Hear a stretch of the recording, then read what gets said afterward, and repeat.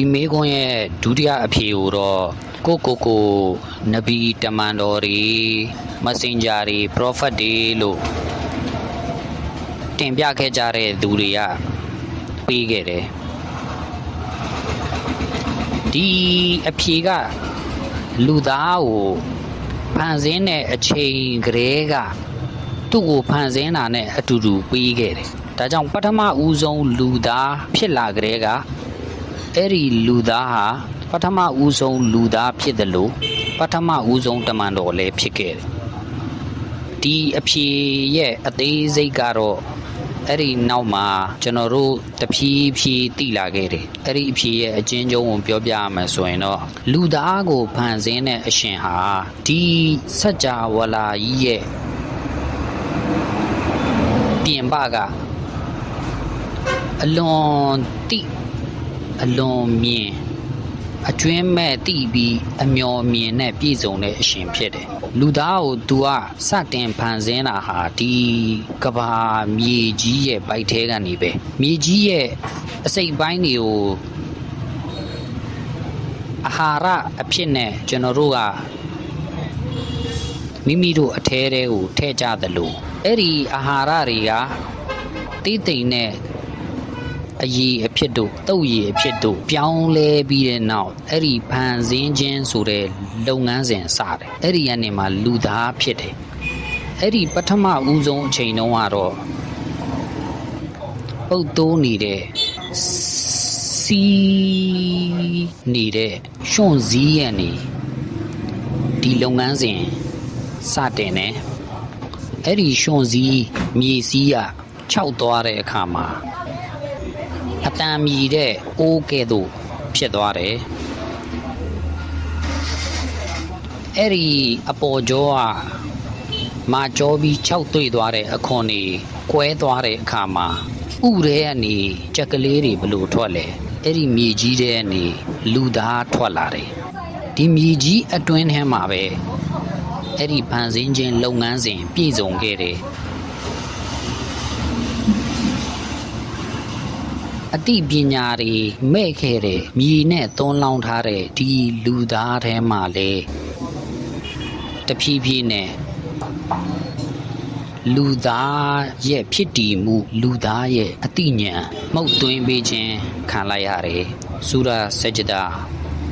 ဆူရာ30အာယတ်တော်9ကနေ9အထိပါမိန်ထားတယ်လေဆိုရင်ဝဘဒအခလကလ်အင်ဆာနီမင်တီနလူသားရဲ့ဖန်ဆင်းမှုအစကိုထိုအရှင်မြတ်ကမြေကြီးကနေပြုတ်ခဲ့တယ်။ ثم جعل نسله من سلالة من ماء مهين အဲ့ဒီနောက်ထိုလူသားရဲ့မျိုးနွယ်ကိုတေးတိမ်တဲ့အရည်တဏီတုပ်ရည်ကနေဖြစ်စေခဲ့တယ်။ ثم سواه ونفخ فيه من روحه ပြီးတော့ထိုအရှင်မြတ်ကသူ့ကိုပြည့်စုံအောင်လုပ်ပေးတော်မူခဲ့တယ်။ပြီးတော့မိမိရဲ့ဝိညာဉ်ကိုမှုတ်သွင်းတော်မူခဲ့တယ်وجعل لكم السمع والأبصار والأفئدة قليلا ما تشكرون အဲ့နောက်အသင်တို့နားထောင်မှုအတွက်နားကြည့်ဖို့အတွက်မျက်လုံးတွေနားလည်ဖို့အတွက်နှလုံးသားတွေဖန်တီးပေးတော်မူခဲ့တယ်အသင်တို့အနှဲငယ်သာကျေးဇူးတည်တတ်ကြတယ်ဒီအဖြေကိုနောက်ဆုံးအကြိမ်ပြီးခဲ့တာကတော့ဒီကုရ်အာန်ကျမ်းတော်မြတ်ပဲဖြစ်တယ်။အဲ့ဒီကုရ်အာန်ကျမ်းတော်မြတ်ရဲ့အာယတ်တော်တွေအပေါ်မှာလည်းပြောခဲ့ပြီးဒီကုရ်အာန်ကျမ်းတော်မြတ်ကိုဘယ်သူကပြီးခဲ့တာလဲ။ဒါကိုကုရ်အာန်ကျမ်းတော်မြတ်ကပဲကြွေးကြော်တာ။ဒါဟာလူသားတစ်ယောက်ဘက်ကလာတာမဟုတ်။ဒုတာမကဒါဟာဖန်ဆင်းရှင်ရဲ့စကားတော်ဖြစ်တယ်။အဲ့ဒီစကားတော်ကိုထိုအရှင်ကမိမိရဲ့တမန်တော်အပေါ်မှာချပေးတော်မူခဲ့တယ်။အဲ့လိုချပေးတော်မူတဲ့စကားတော်တွေကိုပဲထိုတမန်တော်ကအတိုးအလျှော့ဘာမှမလုပ်ပဲအရှိအတိုင်းလူတွေရှေ့မှာဖတ်ပြခဲ့တယ်အဲ့ထဲမှာစကလုံးတစ်လုံးနှုတ်သွားတစ်ခုတရတစ်ခုဘာမှဤဒီမရွေအပြောင်းအလဲမလုပ်ပဲနဲ့ကယာမနေ့ထိတိုင်အောင်လဲဘယ်သူမှပြောင်းလဲဖို့အတင့်ရဲနိုင်မှာမဟုတ်တဲ့ကျမ်းဂန်ဖြစ်တယ်ဒါကြောင့်ရှေ့ဆက်ပြီးတော့ပြောတယ်အကယ်၍ ဒီကျမ်းကိုဖျားသခင်ရဲ့ကျမ်းလို့အသင်တို့မထင်ဘူးဆိုရင်သူ့ရဲ့လမ်းညွှန်မှုသူ့ရဲ့အကြောင်းအရာသူ့ရဲ့အသွားအလာဟန်နီဟန်သားနဲ့ပုံစံတူမဲ့စူတာတပုတ်လောက်ပဲအသင်တို့လည်းဖန်တီးပြီးတော့ပြကြအကယ်၍အသင်တို့ရဲ့ဒီအထင်မှာအသင်တို့မှန်ကန်တယ်ဆိုရင်အသင်တို့ထင်တာမှန်တယ်ဆိုရင်အဲ့ဒီကျမ်းကန်လို့အလားတူစူတာတပုတ်လောက်ပဲယူလာဗျာလို့စိတ်ခေါ်တယ်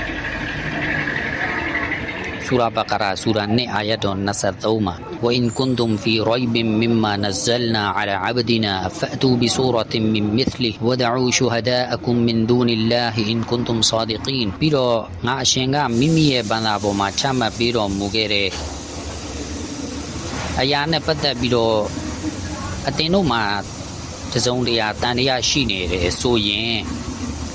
တွားကြပြီးတော့အဲ့ဒီကျမ်းကန်နဲ့အလားတူစူရာတပုတ်လောက်ပဲယူလာခဲ့ကြလှုပ်ပြီးတော့အဲ့လိုဖန်တီးဖို့အတွက်အရှင်မြတ်မှလွဲပြီးအတင်တို့ရဲ့အဆွေခင်မွန်းတွေအတင်တို့ကိုကူညီပေးနိုင်မဲ့သူတွေအကုန်လုံးကိုခေါ်လိုက်ကြခေါ်ပြီးအားလုံးပေါင်းပြီးလှုပ်ကြအကယ်၍အတင်တို့ထင်တာမှန်ကန်တယ်ဆိုရင်ကုရ်အာန်ကျမ်းတော်မြတ်ရဲ့ဒီကြွေးကြော်မှုဟာနေရာတစ်ခုနှစ်ခုမှာပဲလာရတာမဟုတ်နေရာတော်တော်များများမှာလာရတယ်အဲ့ဒါနဲ့အတူဒီကျမ်းကန်ဟာတကယ်ပဲဖန်ဆင်းရှင်ရဲ့စကားလားဓမ္မမဟုတ်လူသားတယောက်ယောက်ကလီဆယ်ဖန်တီးပြီးတော့ဖန်ဆင်းရှင်ဘက်ကိုဆက်နွယ်ခဲ့တာလားဆိုတာကိုတိုင်းတာလို့ရမယ်အလွန်ထင်ရှားပြတ်သားတဲ့ပေရန်စံနှုန်းတစ်ခုကိုလည်းကျွန်တော်တို့ပြီးခဲ့တယ်အဲ့ဒီစံနှုန်းအဲ့ဒီပေရန်ကပါလေအဲ့ဒီတိုင်းတာလို့ရတဲ့ပေရန်ကပါလေအဲ့ဒါကိုကျွန်တော်တို့အချက်၃ချက်နဲ့ဖော်ပြမယ်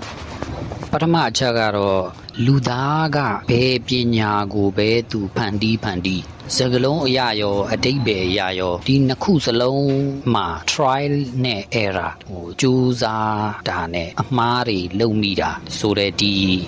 အဆင့်တွေကိုဖြတ်ကျော်ရတယ်အဲ့ဒီလိုဖြတ်ကျော်ပြီးမှပဲပညာတစ်ခုခုကိုဖန်တီးတာသူကစတင်ကြိုးစားရတယ်ကြိုးစားတဲ့အခါမှာခလုတ်တိုက်လိုက်လဲကြလိုက်ပြန်ထလိုက်မှားလိုက်ပြင်လိုက်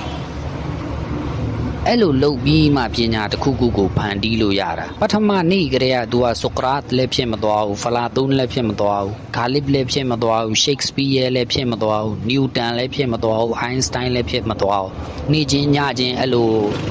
အိုင်းစတိုင်းဖြစ်ပြီးမတ်တပ်ထမရက်ဘူးသူကတင်ယူတယ်နားလေတယ်ကြိုးစားတယ်သဘောပေါက်တယ်အဆင့်တိုင်းမှာသူအမှားတွေလုံးပြီးတယ်ပြီးတော့အဲ့ဒါတွေကိုပြန်ပြုပြင်တယ်ဟိုးရှိ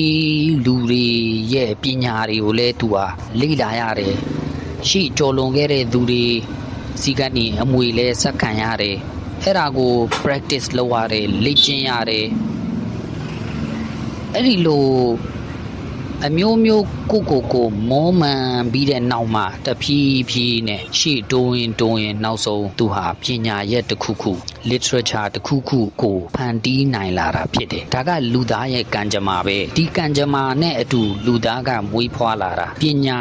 သမိုင်းနဲ့ literature တစ်ခုလုံးမှာဒါချွင်းချက်မရှိဒီအတိုင်းပဲတွေ့ရမှာဒီပုံစံမျိုးနဲ့စန့်ကျင်ပြီးနေ့ချင်းညချင်းအဲ့လိုပညာရှင်ကြီးဖြစ်သွားတာမျိုးကမ္ဘာသမိုင်းလူသမိုင်းမှာမရှိဘူးဒါပေမဲ့ကုရ်အာန်ကျမ်းတော်မြတ်ကဒါနဲ့မတူဘူးကုရ်အာန်ကျမ်းတော်မြတ်ကဘသူစီကနေလာတာလေအိမ်ရာကနန်းလောက်ပဲရှိတဲ့တီးငယ်တဲ့ရွာလေးတစ်ရွာမှာသူ့ကိုနှစ်40တိုင်နေ့ညသူ့မျိုးနွယ်တွေကကြည့်ခဲ့ကြတယ်သူ့မျိုးနွယ်တွေရဲ့မျက်စိရှေ့မှာတင်သူကြီးပြင်းလာခဲ့တယ်အဲ့ဒီပုဂ္ဂိုလ်စီကနေလာတာကုရ်အာန်ကသူ့ရဲ့နေ့ရောသူ့ရဲ့ညတွေရောသူ့မျိုးနွယ်တွေရဲ့မျက်စိရှိမှပဲကုံဆုံးခဲ့တာဒါပေမဲ့သူ့မျိုးနွယ်တွေဟာတခါမှသူ့ကိုဒီပညာရေးနဲ့ဒီယုတ်တိဗေဒတွေကဏ္ဍမှာကြိုးစားနေတာမျိုးမှားပြီးရင်ပြင်ပြီးရင်မှားရင်ပြင်ရင်ဆိုတဲ့ဒီလူသားရဲ့ကံကြမ္မာကိုစမ်းသပ်နေတာမျိုးတခါမှမတွေ့ခဲ့ရဘူးစိုးစင်းလောက်တောင်မတွေ့ခဲ့ရဘူး အဲ့ဒီရွာရဲ့ဒီတစ္ဆာရှင်မှန်ကန်တဲ့ဘွယ်ထူးကိုရရှိထားတဲ့သူဟာဘယ်လိုဖြစ်လို့ဒီလိုမြင့်မားတဲ့စာပေကျမ်းဂန်ကိုဖန်ဆင်းလို့ရမှာတော့ဒါကြောင့်မို့လို့ပဲဒီကျမ်းဂန်ကိုလူတွေရှေ့မှာသူစချပြတဲ့အချိန်အားလုံးကဝိုင်းပြီးချက်ချင်းထပြီးတော့ပြောကြတာတယောက်ယောက်တခြားအာရဗ်မဟုတ်တဲ့တယောက်ယောက်ကသူ့ကိုဒါတွေပြောပြလိုက်တာပဲဆိုပြီးတော့အားလုံးဝိုင်းပြီးဆွဆွဲကြတယ်။ဘာဖြစ်လို့လဲဆိုတော့ဒါလူသားရဲ့ကံကြမ္မာနဲ့ဆန့်ကျင်နေတယ်။တခါမှဒါတွေကိုမလေ့ကျင့်ဖူးခဲ့တဲ့သူတယောက်ကနေ့ချင်းညချင်းထပြီးဒါကိုလူတွေရှေ့မှာတင်ပြလာတာကိုဆူရာယူနုစ်ဆူရာ30အာယတ်16နဲ့19မှာမိန့်နေ။ "Qul law sha'a Allahu ma talawtuhu alaykum wa la adrakum bih فقد لبثت فيكم عمرا من قبله أفلا تعقلون فمن أظلم ممن افترى على الله كذبا أو كذب بآياته إنه لا يفلح المجرمون သူတို့ကိုပြောလိုက်အကယ်၍အလ္လာဟ်အလိုတူမဲဆိုရင်ဒီကုရ်အာန်ကျမ်းတော်မြတ်ကိုလည်းငါအသင်တို့ကိုဖတ်ပြမှာမဟုတ်အလ္လာဟ်ရှင်မြတ်ကလည်းဒီသတင်းကိုအသင်တို့ကိုပေးမှာမဟုတ်ဒါထူအရှင်ရဲ့အဆုံးဖြတ်ပဲ။ဘာကြောင့်လဲဆိုတော့ဒီမတိုင်ခင်ကလည်းငါရဲ့တက်တန်းတချို့အသင်တို့ရှိမာတင်ပဲငါကုံဆုံးစီခဲ့ပြီးပြီ။ဒီလိုစကားမျိုးတွေငါဘယ်တော့မှပြောခဲ့တာမင်းတို့တွေ့ဘူးလို့လေ။အဲ့တော့မင်းတို့အတိညာဏ်နဲ့စဉ်းစားဆင်ခြင်ကြပါလား။အတိညာဏ်ကိုအသုံးမချကြဘူးလား။အဲ့တော့အလ္လာဟ်ရှင်မြတ်ကိုမတရားလီစေတဲ့သူအလ္လာဟ်မပြောဘဲပြောပါတယ်လို့ပြောတဲ့သူသူအရှင်ရဲ့တတ်သိလက္ခဏာတွေအာယတ်တော်တွေကိုမဟုတ်မမှန်ဘူးလို့ပြောတဲ့သူတွေထက်ပို့ပြီးတော့မတရားတဲ့သူဆိုတာဘယ်သူရှိအောင်မလဲတကယ်တော့ဒီလိုပြစ်မှုကျူးလွန်တဲ့သူတွေဟာဘယ်တော့မှအောင်မြင်မှုရရှိကြမဲ့သူတွေမဟုတ်ဘူးအာယတ်တော်ကဘာလို့ဆိုလိုချင်နေတာလဲဟဲ့ငတုံးနေဒီလိုအကြောင်းအရာတွေဒီခန္ဓာတွေဒီယုတ်တိဗေဒတွေနဲ့ဒီပညာရေးတွေထဲမှာငါစိတ်ပါဝင်စားစွာမွေ့လျော်နေခဲ့တာမင်းတို့ဘယ်တော့မှတွေ့ခဲ့ဘူးလို့လေဒီအတွေးတွေငါမင်းတို့ရှေ့မှာချပြခဲ့တာကိုကြုံဘူးခဲ့လို့လားဒါတွေကိုလေ့ကျင့်နေတာမျိုးဒီထဲမှာမွေ့လျော်နေတာမျိုးဒါတွေကိုတရားရောက်စီမှာသွားစီးပူးနေခဲ့တာမျိုးဘယ်တော့မှမင်းတို့တွေ့ခဲ့ဘူးလို့လေအခုဒီဆူရာတွေမှာကုရ်အာန်ကျမ်းတော်မြတ်ပုံစံမျိုးနဲ့အသင်တို့ရှေ့မှာငါချပြနေတယ်လို့မျိုးတရဇက်အသင်တို့ရှေ့မှာချပြနေတယ်လို့မျိုးအရင်တော့ငါဘယ်တော့မှလုပ်ခဲ့ဘူးလို့လေနေ့40တိုင်မင်းတို့ကြားထဲမှာငါကုံဆုံးခဲ့တာလေငါရဲ့စကားတွေငါရဲ့လှုပ်ရှားမှုတွေငါရဲ့ညီတက်မှုတွေအဲ့ဓာတွေထဲမှာဒီဟာတွေနဲ့တူစင်နဲ့နည်းနည်းလေးပဲတူစင်တဲ့ဟာတော့မင်းတို့ဘယ်တော့မှတွေ့ခဲ့ဘူးလို့လေဒီကနေ့ငါပြောနေတဲ့ဇကားတွေရဲ့အရေးအယောင်တွေမင်းတို့ငါဘဝမှာတွေ့ခဲ့ဘူးလို့လားလူသားရဲ့ကံကြမ္မာအရာဆိုအဆင့်တစ်ခုကိုမဖြတ်တန်းပဲနဲ့ဒါတွေကိုဘလို့မှသူမဖန်တီးနိုင်ဘူးမတင်ပြနိုင်ဘူး